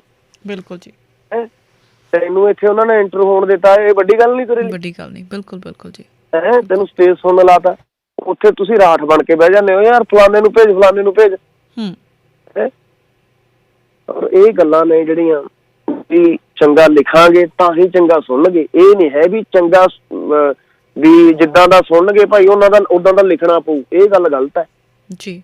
ਬਿਲਕੁਲ ਜੀ, ਬਿਲਕੁਲ। ਵੀ ਜਿੱਦਾਂ ਦਾ ਸੁਣਦੇ ਆ ਜੀ ਅਸੀਂ ਤਾਂ ਉਦਾਂ ਦਾ ਲਿਖਦੇ ਆ। ਹੁਣ ਤੁਸੀਂ ਮੈਂ ਅੱਜ ਇੰਟਰਵਿਊ ਕਰੀ ਜਾਂਦਾ, ਕੱਲ ਨੂੰ ਮੇਰੇ ਗਾਣੇ ਆਉਣਗੇ ਜੀ, ਮੈਂ 3-4 ਗਾਣੇ ਕਰੀ ਬੈਠਾ, ਉਸ ਤੋਂ ਬਾਅਦ ਤੁਹਾਡਾ ਹੀ ਫੋਨ ਆਊ ਮੈਨੂੰ, ਤੁਸੀਂ ਮੈਨੂੰ ਕਹਿਣਾ ਫਤਿਹ ਇਹ ਕੀ ਕਰਤਾ ਤੁਸੀਂ, ਮੈਂ ਤੁਹਾਨੂੰ ਪੁੱਛਣਾ ਸੀ ਖਾਤੋਂ ਤੁਸੀਂ ਕਹਿੰਦਾ ਵੀ ਬੜੀਆਂ ਗੱਲਾਂ ਕਰਦੇ ਸੀ ਹੈ ਵੀ ਆਹ ਕਿੱਦਾਂ ਦੇ ਗਾਣੇ ਕਰਤੇ ਤੁਸੀਂ। ਬਿਲਕੁਲ ਪਰ ਜਦੋਂ ਤੁਸੀਂ ਸਾਰੇ ਗਾਣੇ ਸਾਰਾ ਐਂਡ ਤੱਕ ਗਾਣਾ ਸੁਣੋਗੇ ਤੁਹਾਨੂੰ ਪਤਾ ਲੱਗ ਜੂਗਾ ਕੀ ਕਹਿਣਾ ਚਾਹੁੰਦਾ ਮੈਂ, ਹਨਾ। ਏਦਾਂ ਦੇ ਗਾਣੇ ਜੇ ਆਪਾਂ ਹਥਿਆਰਾਂ ਦੀ ਵੀ ਗੱਲ ਕੀਤੀ ਹੈ, ਮੈਂ ਹਥਿਆਰਾਂ ਦੀ ਵੀ ਗੱਲ ਕੀਤੀ ਹੈ ਗਾਣਿਆਂ 'ਚ, ਠੀਕ ਹੈ, ਹੁਸਨ ਦੀ ਗੱਲ ਵੀ ਕੀਤੀ ਹੈ, ਦਾਰੂ ਦੀ ਵੀ ਗੱਲ ਕੀਤੀ ਹੈ, ਪਰ ਕੋਈ ਤਰੀਕਾ ਲਿਖਣ ਦਾ, ਕੋਈ ਕਿਸੇ ਤਰੀਕੇ ਨਾਲ ਗਾਣਾ ਲਿਖਿਆ ਜਾਂਦਾ ਹੁੰਦਾ, ਐ ਨਹੀਂ ਵੀ ਸਿੱਧਾ ਫੜਾ ਸੁੱਟੇ। ਮਾਨਕ ਸਾਹਿਬ ਕਹਿੰਦੇ ਹੁੰਦੇ ਵੀ ਤੂੰ ਇੱਧਰ ਦੀ ਆ ਜਾ ਮੈਂ ਇੱਧਰ ਦੀ ਆ ਜਾ, ਜੇ ਕਹਿ ਦਿੰਦੇ ਹੁੰਦੇ ਆ ਜੀ। ਫਤਿਹ, ਬਹੁਤ ਚੰਗਾ ਲੱਗਿਆ ਤੁਹਾਡੇ ਨਾਲ ਗੱਲਾਂ ਕਰਕੇ, ਸ਼ਬਦਾਂ ਦੇ ਜਾਦੂਗਰ ਨੇ ਅੱਜ ਬੜੀਆਂ ਵਧੀਆ ਗੱਲਾਂ ਕੀਤੀਆਂ। ਸੋ ਬਹੁਤ ਬਹੁਤ ਧੰਨਵਾਦ ਤੁਹਾਡਾ, ਸਾਨੂੰ ਸਮਾਂ ਦਿੱਤਾ ਹੈ, ਤੇ ਪੂਰੀ ਟੀਮ ਵੱਲੋਂ ਮੇਰੇ ਵੱਲੋਂ ਤੁਹਾਨੂੰ ਬਹੁਤ ਬਹੁਤ ਧੰਨਵਾਦ। Thank you so much. ਪਿਆਰ ਭਰੀ ਸਤਿ ਸ਼੍ਰੀ ਅਕਾਲ ਸਾਰਿਆਂ ਨੂੰ। ਸਤਿ ਸ਼੍ਰੀ ਅਕਾਲ ਜੀ ਮੇਰੇ ਵੱਲੋਂ। ਜੀ ਸਤਿ ਸ਼੍ਰੀ ਅਕਾਲ।